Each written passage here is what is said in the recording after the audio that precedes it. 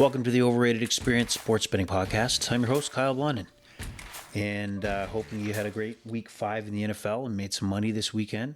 I know I didn't, but before we get to that, it's Thursday nighter in the books, a Washington Commanders win of 12-9 over the Chicago Bears.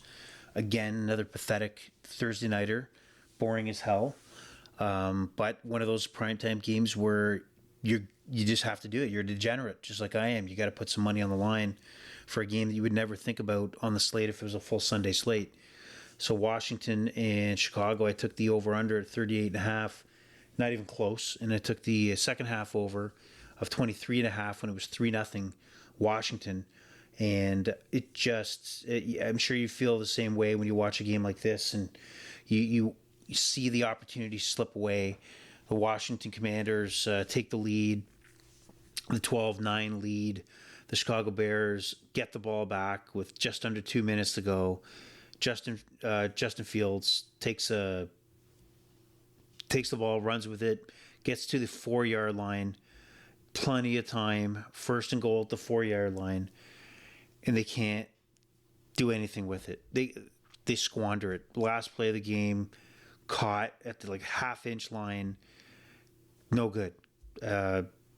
Justin Fields just not cutting it right now.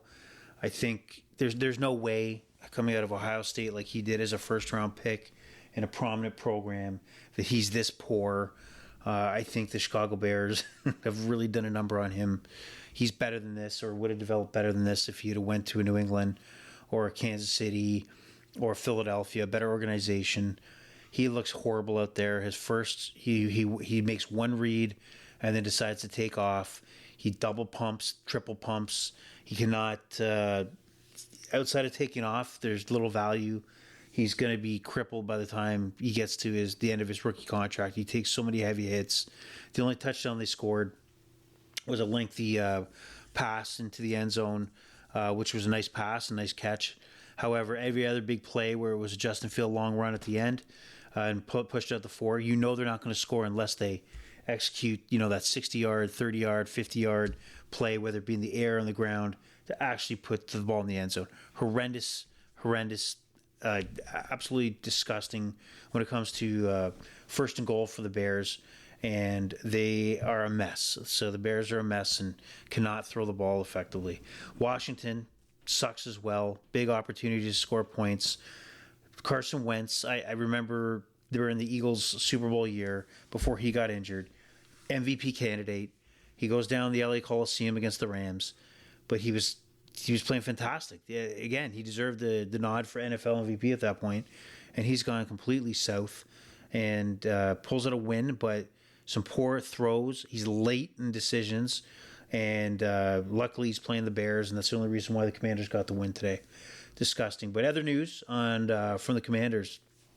We'll start to talk about more news and things that what I think of what's going around the NFL and the sporting world. So, Washington Commander owner Dan Snyder, ESPN reported that, and if you're not familiar with Dan Snyder, he's the owner of the Commanders, but he's kind of run into a bit of controversy. If you watched the Thursday nighter, Al Michaels kind of went through some of the things that he's going through legally and is butting heads with other owners in the NFL. And he made a claim, or at least it was reported that he's made a claim that he has dirt on other owners in the NFL and Roger Goodell, who's the commissioner of the NFL. Don't know what that dirt is, or don't know what a reference is, but when you have multi-billion-dollar investments or assets such as the NFL football team, you're not going to give that up easily. So interesting where this story goes, but I'm sure the rest of the NFL owners are hoping that he puts a for sale sign for the Commanders, but I don't think that's going to happen. So we'll see where that goes. Going into the recap of Week 5. We're already at Week 5. I can't believe it. Absolutely horrible week, and I want to remind you this is a podcast for squares. You degenerates out there. We're not looking at professionals. Based on my picks that I provided on last week's podcast, I can tell you I'm not a professional. I'm not putting a 1-800 number up anytime soon to come buy my picks. Not going to happen. Just horrible, and like one of those weeks where you have to reflect on how did you come to your decisions on the games you took. I felt very good on the Lions playing the Patriots heading into New England, that they would at least keep it a close game, if not win it outright. And that clearly didn't happen. New England did not have Mac Jones. The Lion, he only threw 188 yards passing, but yet they win 29-0. I don't know how. I looked at the previous week against Seattle and felt, yeah, their defense is horrible, but their offense can put up numbers. But I'm now questioning Dan Campbell. Like, what is he bringing to the table here? He has a lot of tears, a lot of rah-rah speeches, but the results are not there. They failed against backup to the backup and zippy zappy of the Patriots. And Bill Belichick put a game plan together that frustrated the Lions and shut them out. You got shut out in the NFL. It's hard to believe, but that actually happened. And I got really rinsed on that game. Minnesota, Tennessee. I looked at moving that from 7.5, Minnesota's favorite, down to. Teased down on what I mean is Minnesota and Chicago. Teased it down to 1.5, and they did pull out a win. Chicago kept it close, but that 1.5, if you kept it on a teaser, was successful. One of the few successful plays I had. Houston, Jacksonville. I felt very confident. 43.5 was way too low, since Houston likes to go to the air. Jacksonville's been doing better of late, and Trevor Lawrence and Doug Peterson seem to have a great game plan together. But that didn't happen. Interceptions in the red zone, halftime, very low score, 6-6 at one point, and wasn't even close to being over. So I got to check where my mind was on that game. Absolutely horrible pick. I'm not so, if I had to, it's a loser, but, I took the Seahawks 5.5, and there was a wild game. They had a late lead. Both teams gave up long touchdowns. Seattle couldn't cover the 5.5, but if you watched the game, they were in the game. And Geno Smith put up more than the 241.5 that we talked about. He continues to be the Geno Smith of West Virginia, and keep an eye on his passing totals, because he's not afraid to put the ball downfield, and looks like Pete Carroll's allowing him to do what he needs to do to put up those yards and get them in the hands of Tyler Lockett and DK Metcalf.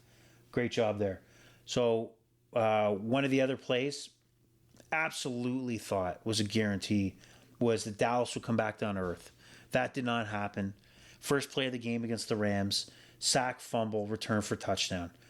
Like, if you felt good about a game, it's an absolute kick to the nuts when that first play happens and you're already down 7 points.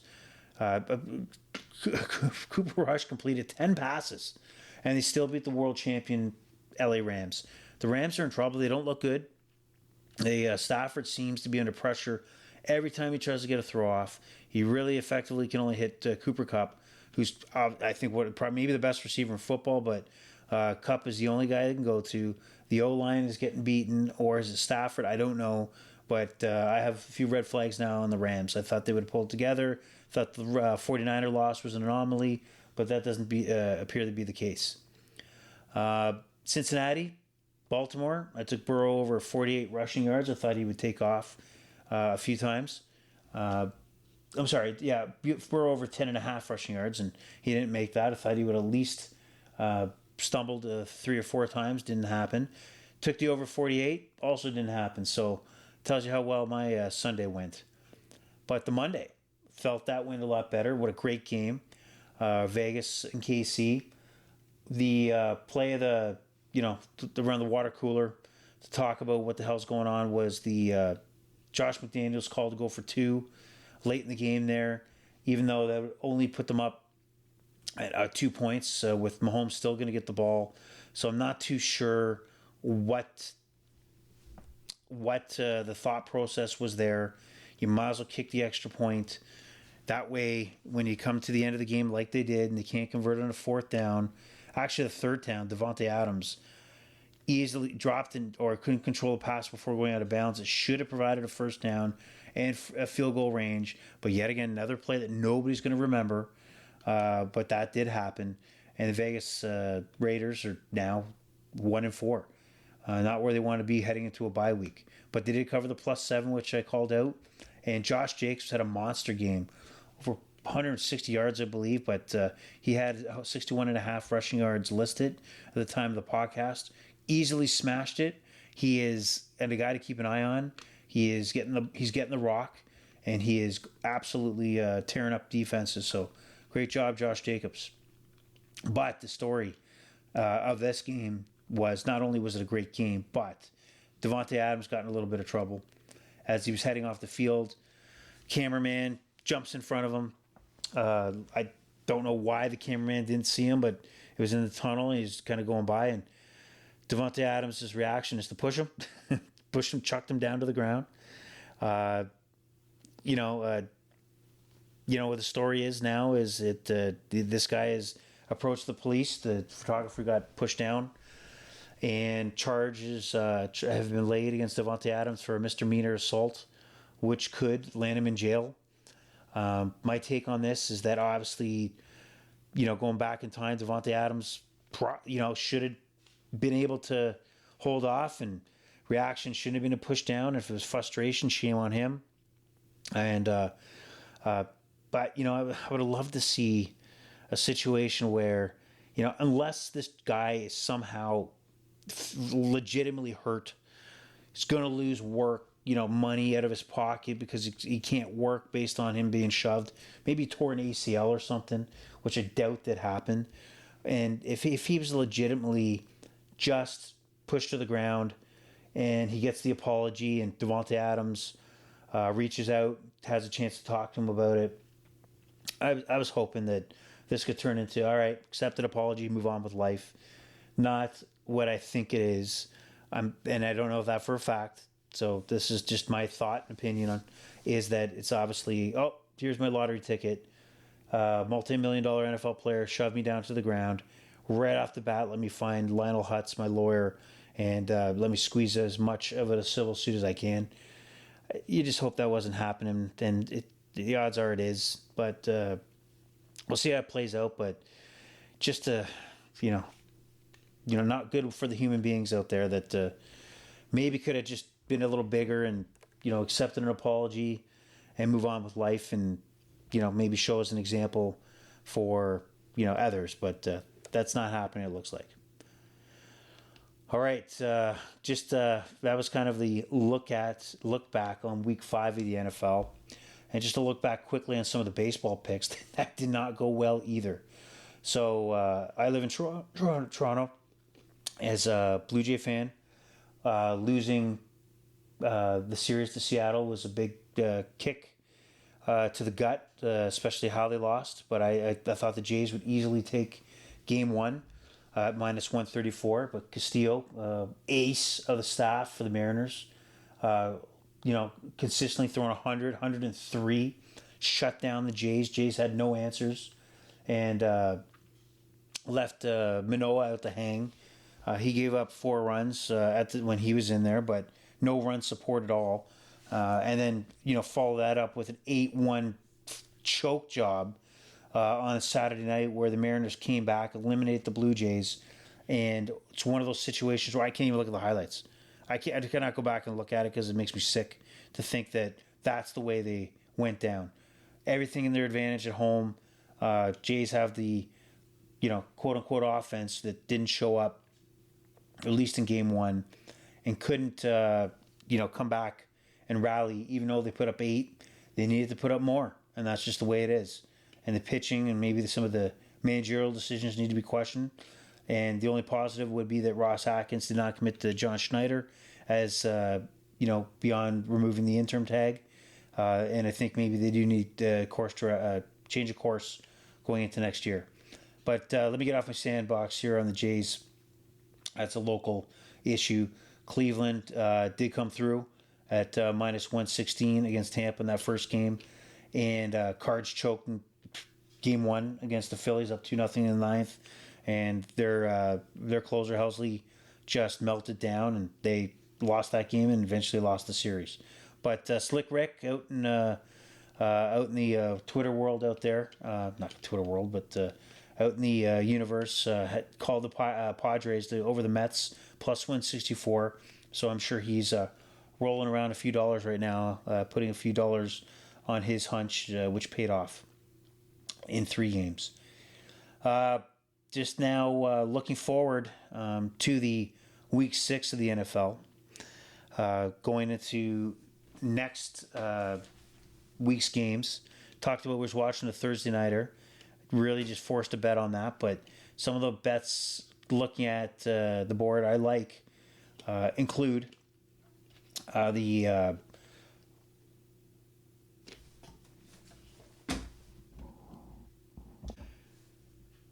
there we go. Found my list here of games going into the weekend. So Baltimore, New York.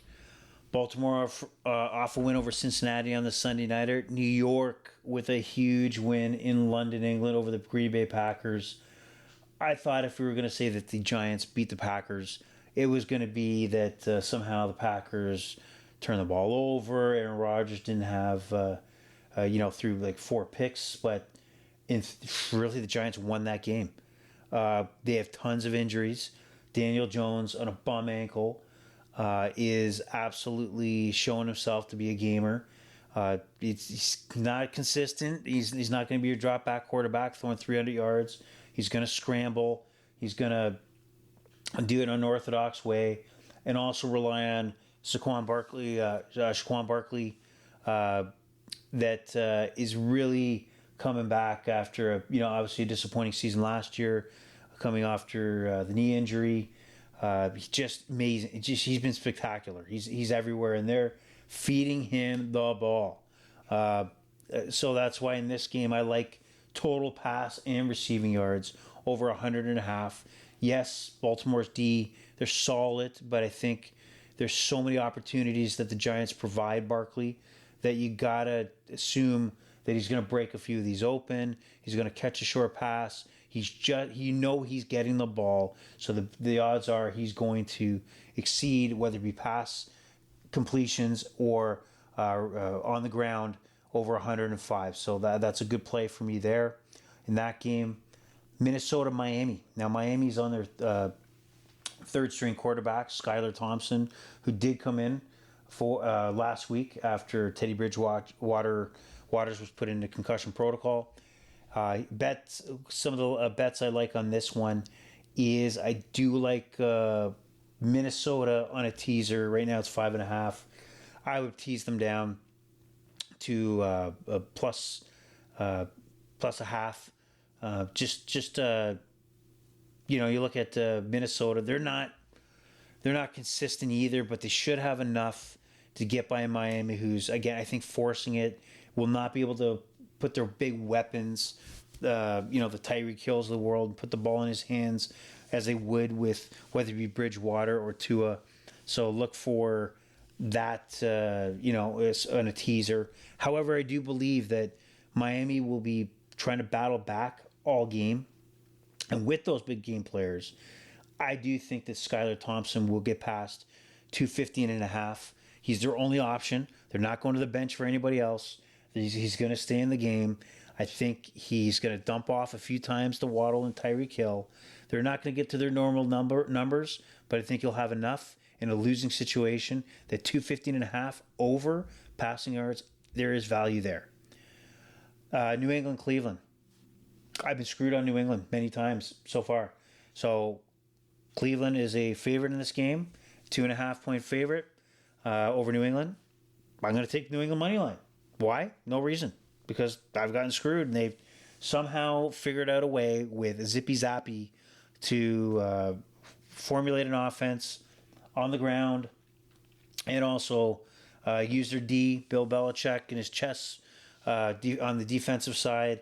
I think with what I seen with Cleveland last week, kind of melting down against the Chargers, key interception, in the red zone, and also missed field goals.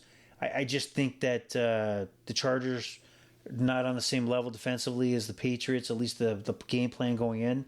So I'm gonna go with the Patriots just because, and well, that's my reason, just because. Tampa, Pittsburgh. Pittsburgh is obviously, if you haven't noticed, is pretty much in a rebuild. I'm not too sure how Cincinnati lost week 1 against this team. This team is awful. Buffalo absolutely destroyed them last week. Kenny Pickett, I think this season you're gonna have to feel the pain. I think it's this season just to get him acclimatized to the NFL. He's got some promise, and I think this is a turnaround season. We'll see if Mike Tomlin makes it through. I gotta believe he will, but we'll see going into next year. So this might be a write-off season for the Steelers, and Tampa Bay coming in at -8. I can't see Tom Brady because of the amount of times he's played Pittsburgh in the past that he would hold up and keep the foot on the brakes at -8. I think they're going to start running up the score. I think they want to get this offense going, and I just don't think Pittsburgh will effectively move the ball. And I do think that Tampa Bay will cover that 8-point spread.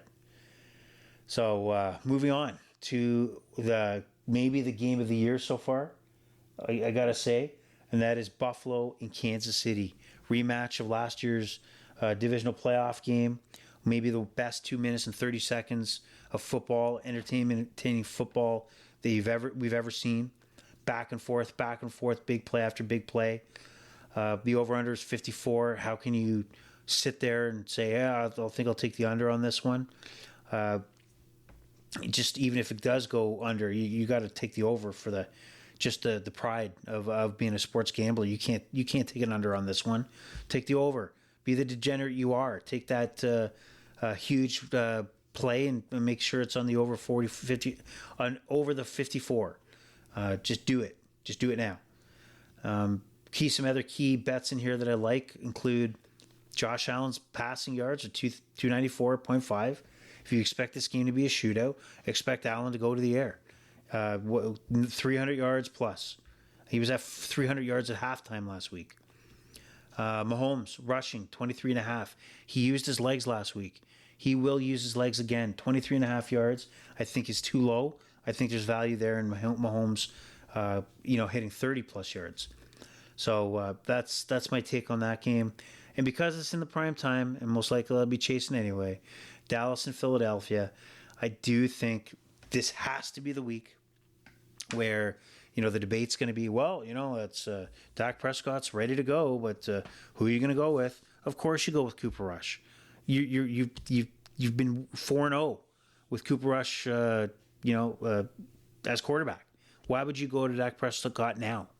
What's going to happen here is I think it will be exposed where the Eagles, which is one of the best teams in the NFL right now, will expose the Dallas Cowboys, and you'll start to hear a cry for Dak Prescott to get back in the game because he does bring to the table the skill set to win games like this. Probably wouldn't win the game, but I'm just saying he will bring the skill set to win a game like this against the Eagles on the road, and where Cooper Rush is not going to. He plays a solid game. He completed 10 passes this week, and he was helped by key plays like pressure from the D, and also a key fumble return for a touchdown. I think this is a different beast in Philadelphia, and I think Jalen Hurts is quietly getting into that MVP talk situation, and I think they're going to struggle because he's not a drop back quarterback like they've been seeing, and they're not going to be able just to tee off on him. He's going to be mobile. He's going to hit Dallas Goedert. He's going to hit Jaylen Brown and the other weapons, and I think they'll effectively move the ball, and Dallas will be chasing. And when Dallas is chasing, that's where you're going to see exposed that Cooper Rush is not your guy, okay? Because he's not the guy that's going to chase. He's the guy with the lead. He's the guy when you're holding a lead, when the other team has to drop back 80% of the time because they have to play catch up. This is the game as he's going to be exposed. Mark it down. A.J. Brown, great bet here. I think anytime touchdown scorer. plus 140. I would take that and go with it. And that's it. I don't really have a play on the Monday Nighter right now, so I'm going to wrap it up right there as far as Week 6 of the NFL. And I hope everybody is more successful than I am, you square bettors out there. But I hope to be successful myself. Some updates in relation to the podcast itself. The Overrated Experience is on Twitter. For you listeners out there that want to follow us and add value and provide commentary, the Overrated Experience can be found at Overrated Exper2. So Overrated EXPER number 2. And that's on Twitter. So please follow us and show your support. Retweet what we send out, and we'll also post the podcast there. And don't have any plays yet for NHL season, but have making a few wagers here and there. It's been fantastic so far. Some high scoring. Love the over-unders in the NHL. Love it. Especially through the winter months. You got nothing else to do but sit there on a Saturday night and take a lot of overs. A lot of parlays and a lot of round robins. If you bettors out there should take a look at that if you like some fun action. If you love hockey. And also, we'll get into more chatter about the industry itself, and I do want to implore you guys out there that what's fascinating, what's amazing now is the ability to have options.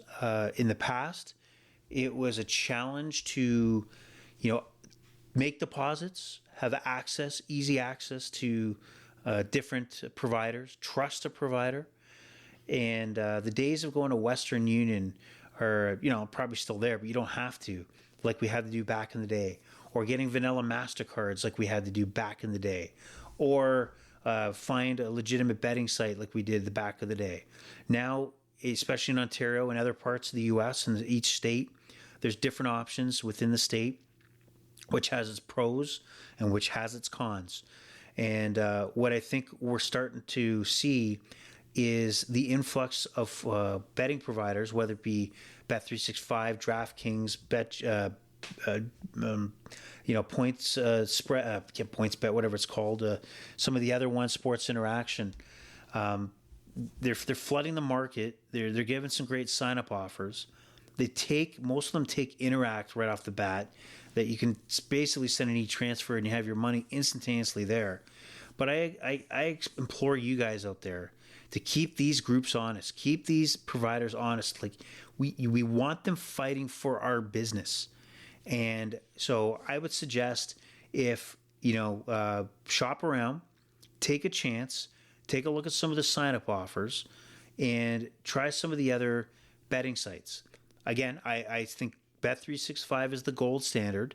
They offer the best features, whether it be early payouts, which is a fantastic feature. Depending on the sport, there's different levels of early payouts. They offer, same game like when you do your teasers, they allow you to not only take the football game, the spread, but also the over-under. They're very, very flexible on the bets they will take. Options are galore in Bet365. Again, they are the gold standard. However, if you don't push these other providers to demand that these are the minimal features that we want as sports gamblers, it will never happen. And I don't think they're prepared right now to actually have a picky consumer that's going to shop around and not go to their betting site because they're not offering a feature that should be a minimum standard. An early payout, to me, is a minimum standard. And disappointed that I'm not seeing it at a FanDuel or Sports Interaction. For those other ones that I've tried, that should be a no-brainer, should offer it right away. But we got to hold them accountable. And I'll keep promoting that, and we'll keep talking about this on the podcast, because the industry is growing huge. And if you see the commercials out there, I think it's great that there's a capability, to restrict your accounts, limit your deposits, how long you can play. But I'm kind of getting sick of the only commercials that I'm seeing for these providers are these announcements that, hey, you can't control yourself, so we will help you control you. that I think it's because they can't go on TV, especially in Ontario, and promote that, hey, sign up now and here's what you get. I think these are kind of clever ways to get in front of the audience to promote my brand, but at the same time, provide a public service message, which I'm kind of getting tired of hearing. I appreciate the options, but don't ram it down my throat, okay? And that's my soapbox right now, and I hope to hear from you on Twitter. Maybe we'll get into this more future down the line as the evolution of the Overrated experience grows, and we kind of figure out what we're doing here. I want to make sure I pump out a podcast at least every week. But this is only the 6 podcasts that will be going out, and there's a long way to go to where this podcast we want it to go. Since there's a huge community out there, and I want you guys to be a part of the community, give your thoughts. And this is not professional. This is not meant to change your life and give you the winning ticket to the lottery that's going to pay off your mortgage. That's not happening here. This is a fun topic for fans of the actual betting world and the sports gambling world. Maybe some new to it, some not so new. But we'll leave it at that. I hope you're able to have a great weekend. Stay safe out there. And from the Overrated experience, I'll say we're over and out, and good luck. Bye-bye.